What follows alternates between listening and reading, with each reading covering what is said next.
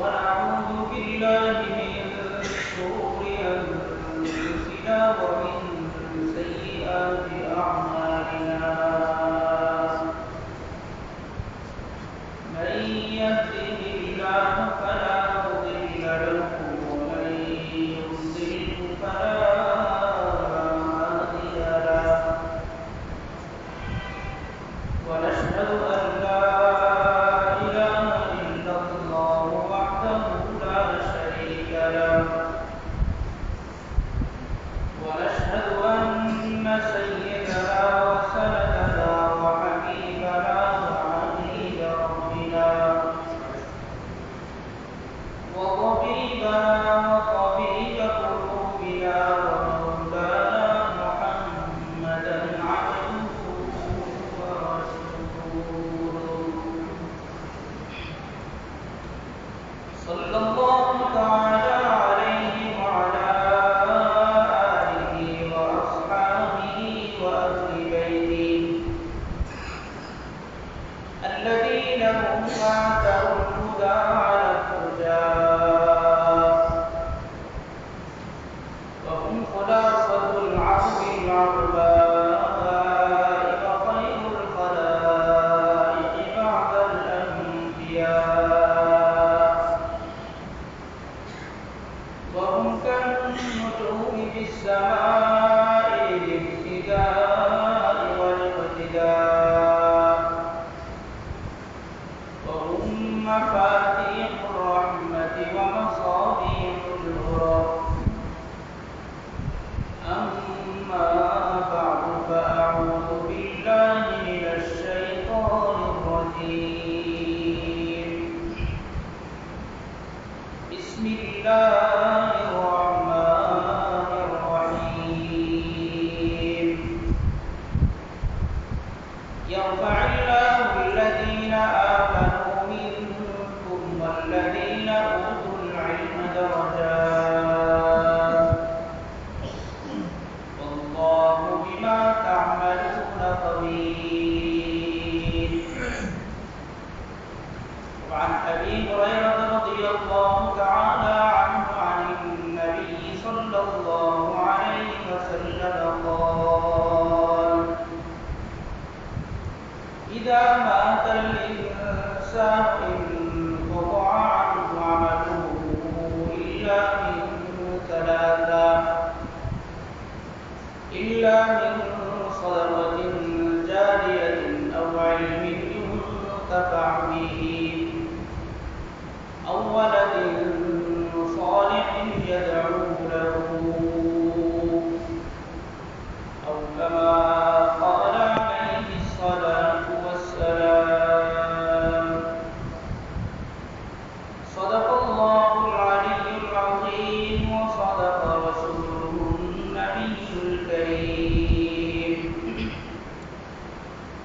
ونحن على ذلك لمن الشاهدين والشاكرين والحمد لله رب العالمين اللهم صل على محمد وعلى آل محمد كما صليت على إبراهيم وعلى آل إبراهيم إنك حميد مجيد اللهم بارك على محمد وعلى آل محمد كما باركت على إبراهيم وعلى آل إبراهيم إنك حميد مجيد दुनिया की किताबों में कुरान चमकता है दुनिया की किताबों में कुरान चमकता है कुरान में अल्लाह का कुर्बान चमकता है कुरान में अल्लाह का कुर्बान चमकता है आदत बना ले जो तिलावत कुरान की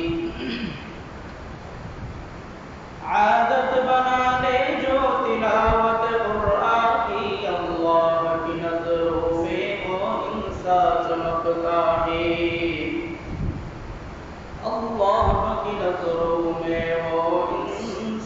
चमकता है। अल्हम्दुलिल्लाह। मुहतरम उपस्थिति, আমরা আল্লাহ সুবহানাহু ওয়া তাআলার বান্দা। আল্লাহ সুবহানাহু ওয়া তাআলা আমাদের রব। তো আমরা যেহেতু আল্লাহ তাআলার বান্দা আর আল্লাহ সুবহানাহু ওয়া তাআলা যেহেতু আমাদের রব, এই হিসাবে আমাদের উপর আল্লাহ সুবহানাহু ওয়া তাআলার কিছু হক, কিছু অধিকার রয়েছে। সেই হক এবং অধিকারের মধ্যে অন্যতম এক অধিকার হচ্ছে আল্লাহ সুবহানাহু ওয়া তাআলাকে জানা এবং আল্লাহ রাব্বুল আলামিনের পক্ষ থেকে আমাদের জন্য নবী রাসূলুল্লাহ সাল্লাল্লাহু আলাইহি ওয়াসাল্লামের মাধ্যমে যে বিধান এসেছে এই বিধানগুলো পালন করা। এখানে আমরা যারা উপস্থিত আছি, যদি জিজ্ঞাসা করা হয় আমরা কারা কারা মুসলমান, সবাই এক বাক্যে বলবে যে আমরা সবাই মুসলমান, তাই কিনা? তো আমরা যেহেতু মুসলমান হওয়ার দাবি হচ্ছে আল্লাহ সুবহানাহু ওয়া তাআলার মারিফত হাসিল করা, আল্লাহ তাআলা যে বিধান আমাদেরকে দিয়েছেন সেই বিধানগুলো পালন করা। এর মাধ্যমে একজন ব্যক্তি পরিচয় মুসলমান থেকে পরিপূর্ণ মুসলমান হয়। একটা হচ্ছে পরিচয় মুসলমান, আরেকটা হচ্ছে পরিপূর্ণ মুসলমান। আমি যদি আল্লাহকে চিনি, আল্লাহকে জানি, আল্লাহ তাআলার বিধানাবলী মানি, তাহলে আমার পরিচয় যেমন মুসলমান, ওই কাজগুলোর মাধ্যমে আমি পরিপূর্ণ মুসলমান। আল্লাহ তাআলা কুরআনুল কারীমে বান্দাকে আদেশ করেছেন পরিপূর্ণ মুসলমান হওয়ার জন্য। আল্লাহ তাআলা বলেন, ইয়া আইয়ুহাল্লাযীনা আমানু দুখুলু ফিস-সিলমি কাফা ওয়া লা তাত্তাবি'উ খুতুওয়াতিশ-শাইতান ইন্নাহু লাকুম আদুউম মুবিন। আল্লাহ তাআলা বলতেছেন, হে ঈমানদাররা, তোমরা পরিপূর্ণ ইসলামের মধ্যে দাখিল হয়ে যাও। ওয়ালা তাত্তাবিউ খুতুওয়াতিশ-শাইতান, ইসলামের ক্ষেত্রে বা তোমার জীবন পরিচালনার ক্ষেত্রে শয়তানের পদাঙ্ক তুমি অনুসরণ করো না। কারণ কি? কারণ শয়তান হচ্ছে তোমাদের প্রকাশ্য শত্রু। শয়তানের অনুসরণ যদি তুমি করো, তাহলে বাহ্যিকভাবে তোমার কাছে আনন্দ লাগলেও কিন্তু পরবর্তীতে তোমার জন্য ক্ষতি এবং ধ্বংস অপেক্ষা করছে। তো এই জন্য বলছিলাম, একজন মুসলমান হিসাবে আমাদের সবচেয়ে সর্বপ্রথম যে দায়িত্ব, সেটা হচ্ছে আল্লাহ তাআলাকে চেনা এবং আল্লাহ তাআলার বিধান মানা।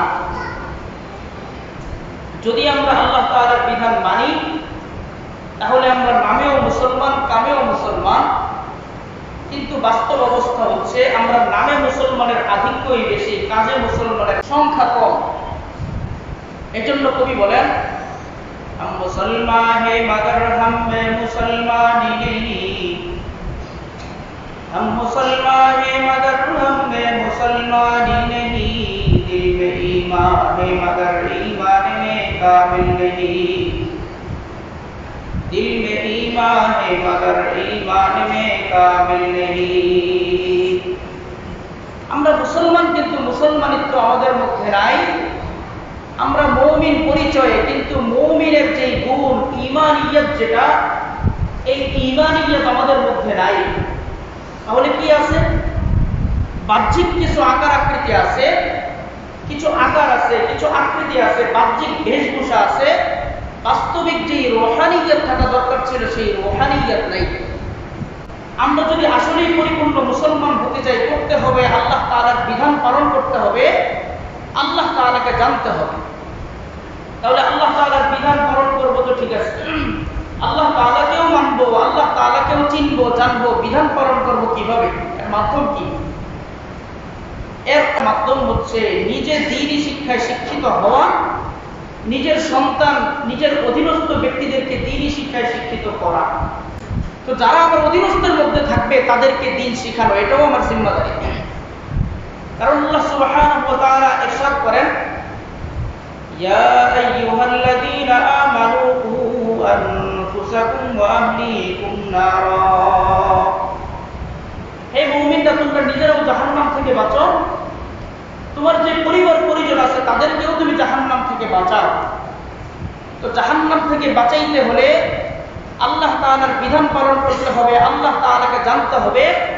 আর আল্লাহ তাআলাকে জানার মাধ্যম হচ্ছে নিজে দ্বীনি শিক্ষায় শিক্ষিত হওয়া এবং নিজের অধীনস্থ যারা আছে তাদেরকেও দ্বীনি শিক্ষায় শিক্ষিত করা।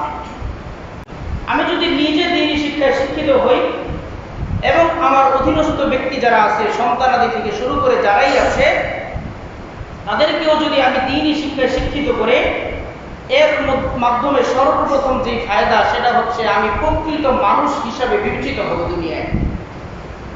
এখন তো আমরা আছি আকার আকৃতিতে মানুষ, কিন্তু আসলেই প্রকৃত আমার মধ্যে মনুষ্যত্ব আছে কিনা সেটা বিবেচিত হবে আমার মধ্যে যদি দ্বীনি শিক্ষা থাকে। আমার মধ্যে যদি মনুষ্যত্ব না থাকে তাহলে আমি আকৃতিতে মানুষ, কিন্তু প্রকৃত মানুষ আমি না। সেটা আল্লাহ সুবহানাহু ওয়া তাআলা কোরআনুল কারীমের মধ্যে বলেন, আর-রাহমান আল্লামাল কুরআন খালাকাল ইনসানা আল্লামাহুল বায়ান। আমাদের স্বাভাবিক সৃষ্টির নিজাম হচ্ছে আগে মানুষ সৃষ্টি হয়, তারপরে কোরআন শিক্ষা হয়। আগে মানুষের সৃষ্টি, তারপরে শিক্ষা। কিন্তু এখানে আল্লাহ সুবহানাহু ওয়া তাআলা আগে বলেছেন, আল্লাহ তাআলা আগে মানুষকে কোরআন শিখিয়েছেন, তারপরে আল্লাহ তাআলা মানুষ সৃষ্টি করেছেন। যে একজন মানুষ স্বাভাবিকভাবে দুনিয়াতে জন্মগ্রহণ করার মাধ্যমে সে আকার আকৃতিতে মানুষ হয়, রক্ত মাংস চর্বিতে সে মানুষ হয়, কিন্তু প্রকৃত মানুষ সে তখনই হবে তার মধ্যে যখন দ্বীনি শিক্ষা থাকে। এই বিষয়টা আরো স্পষ্ট হয় অন্য এক আয়াতের মাধ্যমে। আল্লাহ তাআলা ইরশাদ করেন, ওয়ালাকাদ দারাবনা লিজাহান্নাম কাসীরাম মিনাল জিন্নি ওয়াল ইনস লাহুম কুলুবুন লা ইয়াফকাহুনা বিহা ওয়া লাহুম আ'য়ুনুন লা ইউবসিরুনা বিহা ওয়া লাহুম আযানুন লা ইয়াসমা'উনা বিহা উলাইকা কাল আন'আমি বাল হুম আযাল উলাইকা হুমুল গাফিলুন। আল্লাহ রাব্বুল আলামিন বলেন, পৃথিবীতে আমি বহু জিন এবং মানুষকে সৃষ্টি করেছি, তাদের অন্তর থাকা সত্ত্বেও তারা অন্তর দিয়ে ভালো জিনিস অনুধাবন করে না, চোখ থাকা সত্ত্বেও তারা চোখ দিয়ে ভালো জিনিসটা গ্রহণ করে না, কান থাকা সত্ত্বেও তারা কান দিয়ে ভালো জিনিসটা শ্রবণ করে না। আল্লাহ তাআলা বলছেন, উলাইকা কাল আন'আমি বাল হুম আযাল উলাইকা হুমুল গাফিলুন। আল্লাহ তাআলা বলছেন, সুতরাং যেই মানুষের মধ্যে এই জিনিসগুলো আছে কিন্তু এই জিনিসগুলোর সঠিক ব্যবহার সে করে না, সে স্বাভাবিকভাবে চতুষ্পদ যে জন্তু আছে এই জন্তুর মতোই। বরং আল্লাহ তাআলা আরো কঠিনভাবে বলছেন, চতুষ্পদ জন্তু থেকেও সে আরো নিম্নমানের। আমি যদি ভালো না হই, আমি মানুষ হইলাম ঠিকই, পৃথিবীতে সবচেয়ে শ্রেষ্ঠ জাতি মানুষকে সৃষ্টি করেছেন ঠিকই, কিন্তু আমার মধ্যে মনুষ্যত্ব না থাকার কারণে আল্লাহ তাআলা বলছেন, তুমি মানুষ, তোমাকে মহব্বত করে সবচেয়ে দামি সৃষ্টি হিসেবে দুনিয়ার মধ্যে বানিয়েছি, কিন্তু আমার গুণ, আমার যে বিধান না থাকার কারণে, আমি আল্লাহ রাব্বুল আলামিনের যে দ্বীনি শিক্ষা, এই শিক্ষা না থাকার কারণে তুমি স্বাভাবিক পশুর চাইতেও তুমি নিকৃষ্ট। তাহলে এর মধ্যে সবচেয়ে বড় যে বিষয়টা দ্বীনি শিক্ষার মাধ্যমে, সেটা হচ্ছে আমি আকার আকৃতির মানুষ থেকে পরিপূর্ণ মানুষে রূপান্তরিত হব। একবার আল্লামা জালালউদ্দিন রুমি রাহমাতুল্লাহি আলাইহি একটা কিতাব লিখেছেন, মাআরিফ মুসনাবি। এই কিতাবের মধ্যে তিনি একটা ঘটনা উল্লেখ করেন। এক ব্যক্তি দিনে দুপুরে একটা চেরাক নিয়ে হাঁটতেছে। চেরাক তো ছিলেন কপি। একটা সময় গ্রাম অঞ্চলে যখন কারেন্ট ছিল না তখন তারা কপি ব্যবহার করত। তো এই কপি নিয়ে দিনে দুপুরে আগুন ধরায় বাজারের মধ্যে, রাস্তাঘাটে দিনে দুপুরে দ্বিপ্রহরের মধ্যে সে হাঁটতেছে। তখন তার পার্শ্ববর্তী একজন ব্যক্তি বলতেছে, ঘটনা কি? এই দিনে দুপুরেও কি আপনার কপি লাগে নাকি? এর দ্বারা তো একই তো অপচয় হবে, দ্বিতীয়ত মানুষ আপনাকে পাগল বলবে, দ্বিতীয়ত এর মাধ্যমে কারো কাপড়ে লাগলে, কোথাও আগুন লাগলে তো বিভিন্ন ধরনের দুর্ঘটনাও ঘটবে। আপনি এই দিনে তো করে টুপি নিয়ে হাঁটতেছেন কেন, চেরাক নিয়ে কেন হাঁটতেছেন?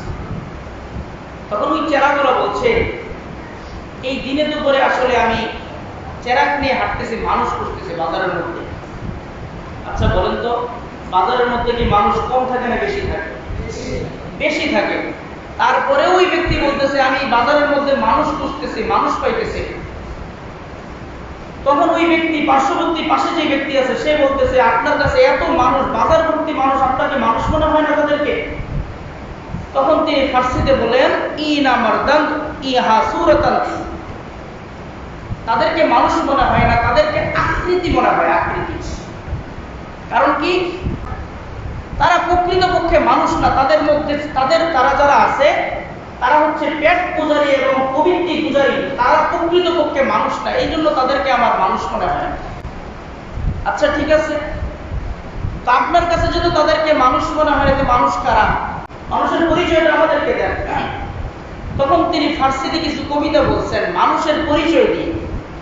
তিনি বলেন আদমিরা আদমিয়ত লাজিমাস্ত, আদমিরা আদমিয়ত লাজিমাস্ত, আউদরা গরবুনা বাশদ হাইজামাস, আদমিয়ত লাহম শাহম পুস্তনিস, আদমিয়ত লাহম শাহম পুস্তনিস, আদমিয়ত জুজরে জায়ে দস্তনিস, आदमियत जुज़्र ज़ाए दुस्तनीस्त, गर्ब सूरत आदमे इंसा बुदे, गर्ब सूरत आदमे इंसा बुदे, अहमदहु जहल हम एक साशुदे, अहमदहु जहल हम एक साशुदे।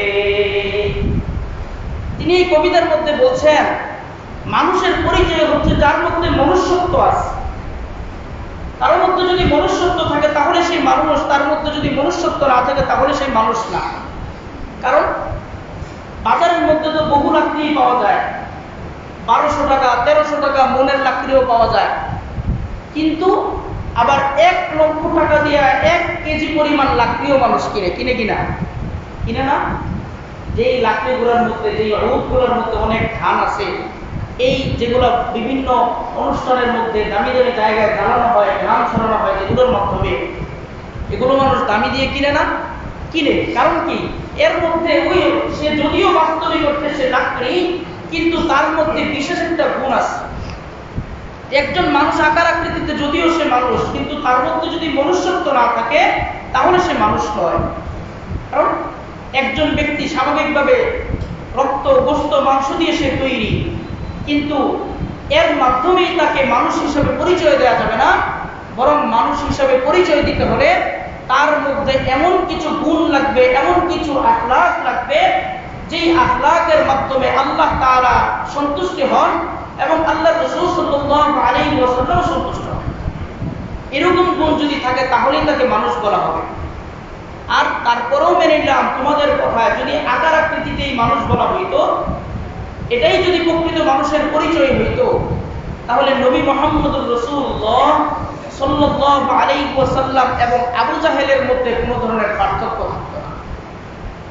বলেন তো, রাসূল সাল্লাল্লাহু আলাইহি ওয়াসাল্লাম এবং আবু জাহেলের মধ্যে কোনো পার্থক্য আছে?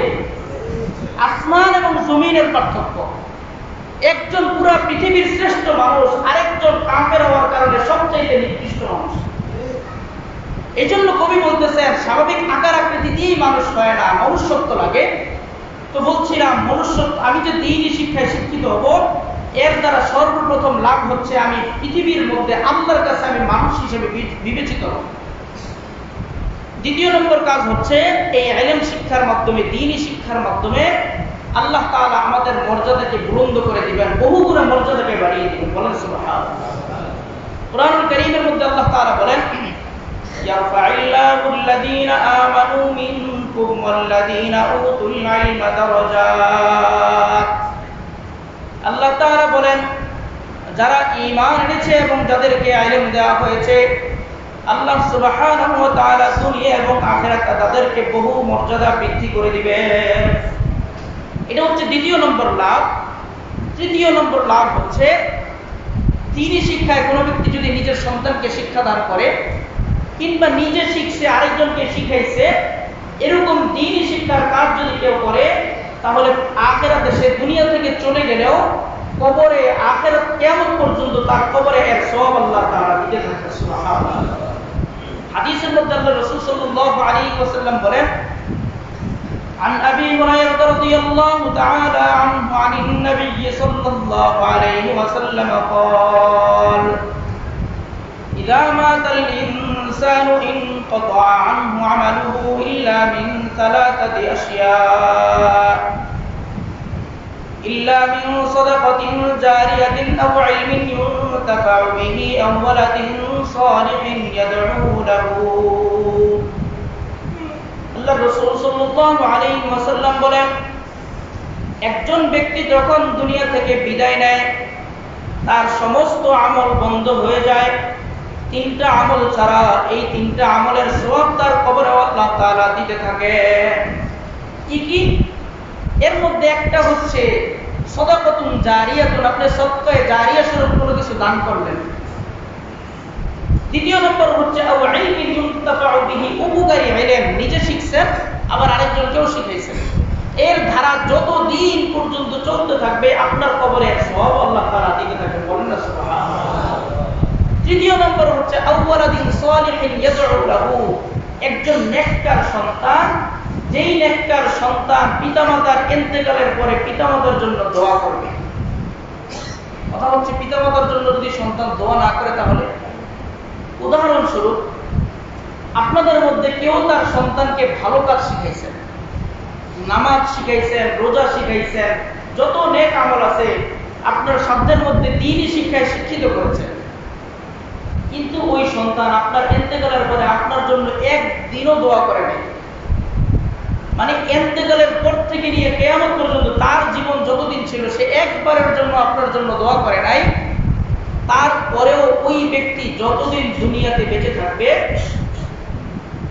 এই নেক সন্তানের দোয়া আল্লাহ তাআলা, নেক সন্তানের আমল আল্লাহ তাআলা এই আমলের বদলা তার পিতামাতার কবরে অটোমেটিক পৌঁছাইতে থাকেন। কারণ কি? কারণ হচ্ছে আপনি তাকে নামাজ শিক্ষা দিচ্ছেন, কোরআন শিক্ষা দিচ্ছেন, বিভিন্ন নেক আমল শিক্ষা দিচ্ছেন, আমল শিক্ষা দিচ্ছেন। এখন সে আপনার জন্য দোয়া করে না, ওই যে শিক্ষা দিচ্ছেন আপনি খরচ করে, এই শিক্ষা দেওয়ার বদৌলতে সে যতদিন পর্যন্ত এই আমল করতে থাকবে, এর বদৌলতে এর যে সওয়াব আছে আল্লাহ তাআলা এর সওয়াব আপনার আমলনামায় দিতে থাকবে। তাহলে এটা হচ্ছে দ্বিতীয় নম্বর। তৃতীয় নম্বর ফায়দা, যে আমি যদি দ্বীনি শিক্ষায় শিখি কিংবা কাউকে শিখাই, এটাও একটা অন্যতম ফায়দা।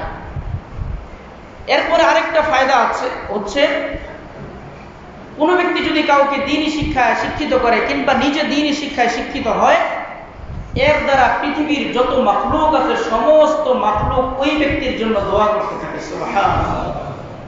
হাদিসের মধ্যে আল্লাহ রাসূল সাল্লাল্লাহু আলাইহি ওয়াসাল্লাম বলেন, عن أبي أمامة الباهلي رضي الله تعالى عنه قال ذكر لرسول الله صلى الله عليه وسلم رجلان أحدهما عابد والآخر عالم فقال رسول الله صلى الله عليه وسلم إن الله وملائكته وأهل السماوات والأرض حتى النملة في جحرها والحوت يصلون على معلم الخير الناس। রাসূলুল্লাহ সাল্লাল্লাহু আলাইহি ওয়াসাল্লামের কাছে দুই ব্যক্তির আলোচনা হলো। যে দুই ব্যক্তির আলোচনা হয়েছে, এই দুই ব্যক্তির মধ্যে ভালো কে? এই দুই ব্যক্তির মধ্যে কার ফজিলত বেশি? একজন হচ্ছে সবসময় ইবাদত করে, ইবাদত গুজার, আরেকজন হচ্ছে আলেম। রাসূলুল্লাহ সাল্লাল্লাহু আলাইহি ওয়াসাল্লাম বলেন, আলেমের ফজিলতের তো কোনো তুলনা হয় না। আলেমের ফজিলতে তো দ্বীনি শিক্ষা যে শিক্ষা অর্জন করে ওই ব্যক্তির ফজিলতে তো আল্লাহ সুবহানাহু ওয়া তাআলা সার্বক্ষণিক তার উপর রহমত বর্ষণ করতে থাকেন। এটা তো আল্লাহ তাআলা করেন। এরপরে কি করেন? যত ফেরেশতা আছে, আসমানের অধিবাসী, জমিনের অধিবাসী, এমনকি গর্তের মধ্যে যে পিপিলিকা আছে, এই পিপিলিকা পর্যন্ত, সমুদ্রের তলদেশে যে মাছ আছে এই মাছ পর্যন্ত আলেমের জন্য, তালিবে ইলম যারা ইলম অন্বেষণ করে তাদের জন্য রহমতের দোয়া করতে থাকেন, বলেন সুবহানাল্লাহ। এবং তারা তাদের জন্য ইস্তিগফার করতে থাকেন, কারণ তারা জানেন যতদিন আলেম থাকবে, তালিবে ইলম থাকবে, ততদিন পর্যন্ত এই দুনিয়ার যে নিজাম আমি ভোগ করছি এই নিজাম ততদিন থাকবে। কারণ একজন পৃথিবীতে টিকে আছে ইমানদারের ভিত্তিতে, আর ঈমানটা সহি থাকবে ততক্ষণ যতক্ষণ সহি ইলম থাকবে। আর এই ইলমটা থাকার অন্যতম মাধ্যমই হচ্ছে উলামায়ে কেরাম। এই জন্য বলছিলাম চতুর্থ নম্বর যে ফায়দা সেটা হচ্ছে এর মাধ্যমে আল্লাহ সুবহানাহু ওয়া তাআলার যত মাখলুক আছে সমস্ত মাখলুক আলেম তালিবে ইলম যারা আছে তাদের জন্য রহমত এবং মাগফিরাতের দোয়া করতে থাকে। পঞ্চম নম্বর ফায়দা হচ্ছে যেই ব্যক্তি ইলম অর্জন করে, দ্বীনি শিক্ষায় শিক্ষিত হয়, এর মাধ্যমে এর ওসিলায় আল্লাহ তাআলা ওই ব্যক্তির চেহারার মধ্যে নূর দান করেন। সুবহানাল্লাহ। হাদিসের মধ্যে আছে রাসূলুল্লাহ সাল্লাল্লাহু আলাইহি ওয়াসাল্লাম থেকে ইরশাদ, عن ابن مسعود رضي الله تعالى عنه عن النبي صلى الله عليه وسلم قال نضر الله امرأ سمع مقالتي سمع منا شيئا فبلغه مما سمعه فرب مبلغ أو عام سامع। হযরত আব্দুল্লাহ ইবনে মাসউদ রাদিয়াল্লাহু আনহু বলেন, আমি রাসূলুল্লাহ সাল্লাল্লাহু আলাইহি ওয়াসাল্লামকে বলতে শুনেছি এই কথা, যেই ব্যক্তি আমার পক্ষ থেকে যে ইলম আছে, ইলমে নববী যে শিখবে এবং ইলমে নববীকে অন্যের কাছে প্রচার প্রসার করবে, আল্লাহ সুবহানাহু ওয়া তাআলা ওই ব্যক্তির চেহারার মধ্যে উজ্জ্বলতা দান করে দিবেন। সুবহানাল্লাহ। এটা হচ্ছে পঞ্চম নম্বর ফায়দা, যে আমি ইলম শিখবো আবার শিখাবো, আমার চেহারার মধ্যে আল্লাহ নূর দান করবে। এজন্য আল্লামা মারহুম ইকবাল সুন্দর কবিতা বলছেন, দুনিয়া কি কিতাবों में कुरान चमकता है, दुनिया की किताबों में कुरान चमकता है, कुरान में अल्लाह का फरमान चमकता है, कुरान में अल्लाह का फरमान चमकता है। आदत बना ले जो तिलावत कुरान की, आदत बना ले जो तिलावत कुरान की, अल्लाह की नजरों में वो इंसान चमकता है। আল্লামা মারহুম ইকবাল বলেন, পৃথিবীর যত লেখক আছে, ইসলামী লেখক আছে, সবাই চেষ্টা করে কোরআনকে তার লেখার মধ্যে ফুটিয়ে উঠাইতে, কোরআনটা যেন তার লেখার মধ্যে চমকাইতে থাকে, সবাই চেষ্টা করে। আর আল্লাহ সুবহানাহু ওয়া তাআলা তার কোরআনের মধ্যে সমস্ত বিধানকে চমকাইছেন। আর যেই ব্যক্তি নিয়মিত আল্লাহ তাআলার কোরআনের সাথে সম্পর্ক রাখে, কোরআন তেলাওয়াতের অভ্যাস গড়ে তুলে, আল্লাহ সুবহানাহু ওয়া তাআলার কাছে ওই ব্যক্তির মর্যাদা চমকাইতে থাকে, বলেন সুবহানাল্লাহ। এত ফজিলত। এখন বলেন, আমি যদি দ্বীনি শিক্ষায় শিক্ষিত হই, আমার সন্তানকে যদি দ্বীনি শিক্ষায় শিক্ষিত করি, এর দ্বারা লাভ না লস? সবাই বলেন, আপনাদের কাছে লাভ মনে হয় না? অবশ্যই না। মনে হলেও লাভ, মনে না হলেও লাভ। অনেক সময় আমাদের কমতি, বুঝের কমতির কারণে বুঝি না। এখন কথা হচ্ছে উদ্দেশ্য যেন ভালো হয়, উদ্দেশ্য যেন দুনিয়াবি কোনো বিষয় অর্জনের, কোনো বিষয় অর্জন করার যেন উদ্দেশ্য না থাকে, উদ্দেশ্য যেন ভালো থাকে। কারণ হাদিসের মধ্যে আল্লাহ রাসূল সাল্লাল্লাহু আলাইহি ওয়াসাল্লাম বলেন, عن كعب بن مالك رضي الله تعالى عنه عن النبي صلى الله عليه وسلم قال من طلب العلم ليجاري به العلماء أو ليماري به السفهاء أو يصرف به وجوه الناس إليه أدخله الله النار। আল্লাহ রাসূল বলতেছেন, কোন ব্যক্তি যদি ইলম অন্বেষণ করে এই উদ্দেশ্যে যে আমি মোবাইল থেকে দেখে, অ্যাপস থেকে দেখে, কোন জায়গা থেকে দেখে কিছু শিখলাম, উদ্দেশ্য হচ্ছে আলেমরা আটকানো, হাদিসের কথা, বানানো কথা। উদ্দেশ্য হচ্ছে আলেমকে প্রশ্ন করবো, গিয়ে ওই মকসুদুল মুমিনের মতো কিছু কিতাব তার কাছে আছে, সে এগুলো থেকে খুঁজে খুঁজে, আনোখা আনোখা কিতাব থেকে খুঁজে খুঁজে যে জিনিসের কোনো ফায়দা নেই সেই জিনিসটা সে জানবে। আয়েশা হুজুরের কাছে এসে প্রশ্ন করবে, হুজুর বলেন তো মুসা আলাইহিস সালামের দাদির নাম কি ছিল? আচ্ছা, মুসা আলাইহিস সালামের দাদির নাম জানার দ্বারা দ্বীন এবং ঈমানের কি ফায়দা আছে? তো হাদিসের মধ্যে বলতেছে এই দিনটা, এই জিনিসটা সে শিখছে লিউজারি বিহিল উলামা, আলেমদের সাথে বড়াই করবে যে আমি কিছু জানি।